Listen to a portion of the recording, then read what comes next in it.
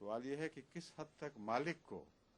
اپنی زندگی کے دوران جس میں خدا نے اس کو مالک بنایا ہے اس کی ملکیت کے حق اور تصرف سے محروم کیا جا سکتا ہے۔ اگر براہ راست اولاد موجود ہو اور ایک متبنہ کو جس کو اس نے بیٹا بنایا ہوا ہے مثلا اس کو وہ سب کچھ دے جائے تو یہ ظاہر بات ہے کہ بدنیتی اور شریعت کے جو حقوق اس پر مرنے کے بعد عائد ہوتے ہیں ان سے گریز کی شکل ہے، اس لیے یہ مسئلہ اٹھ سکتا ہے۔ لیکن کس حد تک وہ زندگی میں کسی غیر کو دے سکتا ہے یا نہیں دے سکتا، یہ ایک سارا زندگی کا جاری کھیل ہے۔ اس میں اگر دخل اندازی قضا کو دی جائے تو بہت بڑے بڑے فتنے اٹھیں گے جن کا حل ممکن ہی نہیں ہے۔ ساری زندگی کے اس کے حسابات دیکھے جائیں گے، پھر اس نے فلاں وقت کسی کو کیا تحفہ دیا تھا، فلاں وقت کتنا دیا تھا، دین کو ٹوٹل کتنا بنتا ہے اس کا دینا، اور پیچھے اس نے کتنا چھوڑا۔ یہ ایسے جھگڑے ہیں جو استنباط در استنباط ہوتے ہوتے ایک ایسا مخمصہ بن گئے ہیں کہ ان کا پھر کوئی حل نہیں ہوگا۔ اس لیے قضا کو قضا کو نہیں، دارالافتاء کو زیادہ کھلی سوچ کے ساتھ یہ فیصلے کرنے ہیں۔ اور کھلی سوچ کا مطلب یہ ہے کہ بعض دفعہ وہ قرآن کریم کے واضح منطوق کو چھوڑ کر بعض ایسی احادیث میں چلے جاتے ہیں جن کا زمانہ بدلا ہوا ہے، جن کے حالات کی تفصیل موجود نہیں ہے کہ کیوں حضور نے یہ فیصلہ فرمایا، اور پھر وہ فیصلہ ایک ایسی بزرگ ہستی کے طور پر تھا جس سے مشورہ مانگا گیا اور آپ نے یہ دے دیا اور جانتے تھے کہ قبول کریں گے، یا ایک شرعی فتوے کے طور پر اسے جاری فرمایا ہے۔ یہ سارے ایسے دائرے ہیں جن میں ابہام پایا جاتا ہے۔ تو ایسی صورت میں قرآن کریم سے سند نہ ملے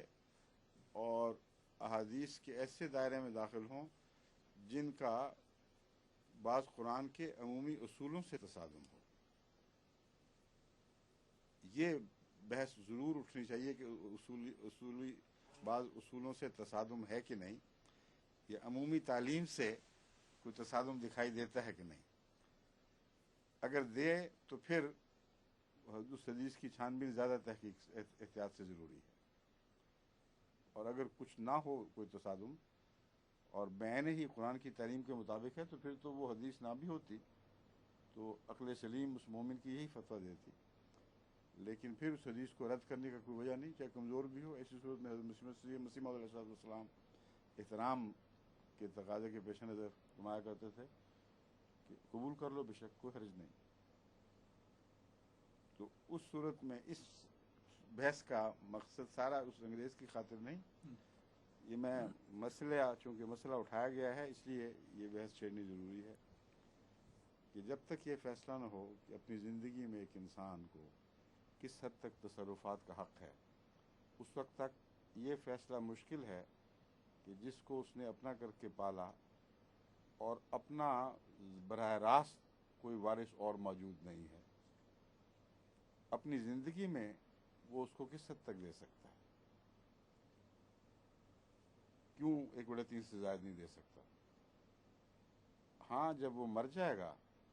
تو پھر جو بھی اس کے چھوڑا ہوا ہے اس پر پھر ترکے کا اصول چلے گا کہ 1/3 کی وصیت غیر کے لیے بھی کر سکتا ہے، اور باقی جتنے ورثاء موجود ہیں قانون کی روح سے ان میں از خود قضا فیصلہ کرے گی اور ان میں تقسیم کر دے گی۔ اس لیے یہ بہت الجھا ہوا سوال ہے۔ اس سے پہلے کچھ اور الجھے ہوئے سوال ہیں جو حل کرنے ضروری ہیں، ان کے بغیر ہم صحیح نتیجے تک نہیں پہنچ سکتے۔ اب دادا پوتا کا جو مسئلہ ہے اس کی بنیاد دراصل اسی سوال پر ہے۔ بہت لمبی بحثیں ہوئی ہیں ہمارے ہاں، افتاء میں، کمیٹیوں میں، سب جگہ، لیکن ایک بات وہ بھول جاتے ہیں کہ جب آپ یہ کہیں کہ زندگی میں کسی کا بیٹا فوت ہو گیا اور اس کے بعد اس شخص کو موقع ملا اور اس نے پوتوں کو نہیں دیا، تو پھر آپ جب زبردستی دلوائیں گے پوتوں کو تو سوال یہ ہے کہ ماں سے زیادہ چاہے پھپھا کٹ نکل آئے جس کا بیٹا تھا، جوان بیٹا آنکھوں کے سامنے فوت ہوا، اس کو اولاد پر رحم نہیں آ رہا، کیا وجہ ہے؟ اگر یہ سوال زندگی میں اٹھے اور پوتوں کی طرف سے اٹھے کہ ہمارے جائز حقوق فلاں وجہ سے نہیں دے رہا، ہمارے دوسرے چچا اس میں دخل انداز ہیں، تو ایک اور مسئلہ ہے پھر. لیکن اگر یہ سوال نہیں اٹھتا اور وہ وصیت نہیں کرتا اپنے مرحوم بیٹے کے بچوں کے حق میں،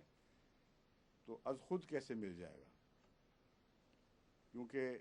اصول بنیادی یہی ہے کہ تقسیم مرنے کے بعد ہوتی ہے، زندگی میں نہیں ہوتی،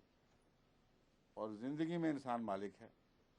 حضرت امام ابو حنیفہ نے اسی اصول کے پیش نظر اس بات میں سختی کی ہے کہ اگر ایک دفعہ آپ نے یہ تسلیم کر لیا کہ ایک انسان اپنی زندگی میں اپنی جائیداد کا مالک نہیں ہے اور اولاد کو یا دوسروں کو ڈکٹیٹ کرنے کا حق ہے، تو پھر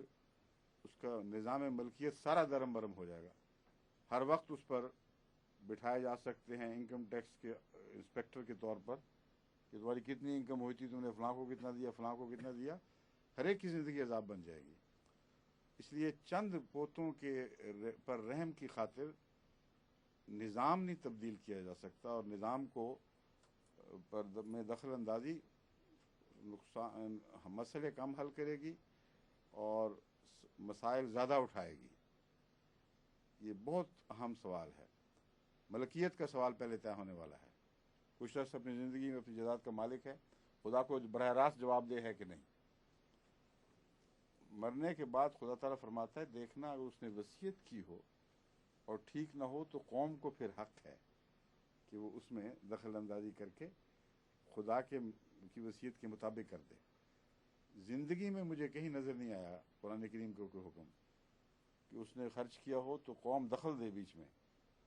اور اس کو ٹھیک کروائے، اس لیے کہ اس کے مال کا تصرف بھی ان اعمال میں سے ہے جس میں اس کو آپشن ہے اور جس میں وہ خدا کے حضور جواب دہ ہے. اس لیے یہ میں نہیں کہہ رہا کہ وہ لازماً جو کچھ بھی کرے اس کو کھلی چھٹی ہے. زندگی میں جو فیصلے کرتا ہے وہ ان کا ذمہ دار ہے، خدا کے حضور خود جواب دہ ہے، اور کوئی وجہ نہیں کہ اس کے اس تصرف کے حق میں جس میں اس کی جواب دہی قائم ہے ہر بات میں زبردستی دخل دیا جائے، سوائے اس کے کہ قطعی طور پر بعض واضح احکامات کی خلاف ورزی کر رہا ہو جو زندگی سے تعلق رکھتے ہوں، نہ کہ مرنے کے بعد سے. یہ فرق کرنا پڑے گا. زندگی میں جو اس کے احکامات ہیں تم یہ نہیں کر سکتے اور یہ کر سکتے ہو، اس میں اگر دخل اندازی وہ غلط کرتا ہے تو پھر بھی امکان ہے کہ کیا قوم یا قضا کو اس میں دخل اندازی کا حق ہے کہ نہیں. بعض صورتوں میں ہو سکتا ہے جہاں بعض کی حقوق تلفی ہوئی ہو اور وہ حق تلفی کے دعوے دار ہو جائیں. سوال یہ ہے کہ بچوں اور دور کے ورثاء کو زندگی میں حق یہ ہے کہ اپنے باپ پر مقدمے کر کے اسے زبردستی چھینیں. یہ تو ثابت ہے کہ رسول اللہ صلی اللہ علیہ وسلم نے بیٹے کو اس کی گردن پہ یہاں ہاتھ ڈال کر باپ کے سپرد فرما دیا کہ جو کچھ تم اور جو کچھ تمہارا ہے وہ اس کا ہے. اس کے برعکس مجھے کبھی شکل نظر نہیں آئی کہ باپ کے گریبان سے پکڑ کے بیٹے کے سپرد کر دیا گیا ہو کہ تمہارا جو کچھ تمہارا ہے اور تم یہ سب اس کے ہو. تو یہ باتیں بھول جاتے ہیں. بعض احادیث قطعی اور واضح ہیں اور بعض قرآن کے اصول ہیں واضح، جب تک ان کے ذریعے ملکیت کا تصور، خدا کی ملکیت کامل کے تصور کی روشنی اس کے سائے میں کس حد تک خدا زندگی میں کسی کو مالک بناتا ہے اور اس کی ملکیت میں کس حد تک دخل اندازی کا حق ہے، یہ فیصلہ نہیں ہوتا، اس وقت تک یہ سارے معاملے الجھے رہیں گے اور غلط فیصلے ہوتے چلے جائیں گے. پھر زندگی اور موت کے درمیان ملکیت کا فرق کرنا پڑے گا.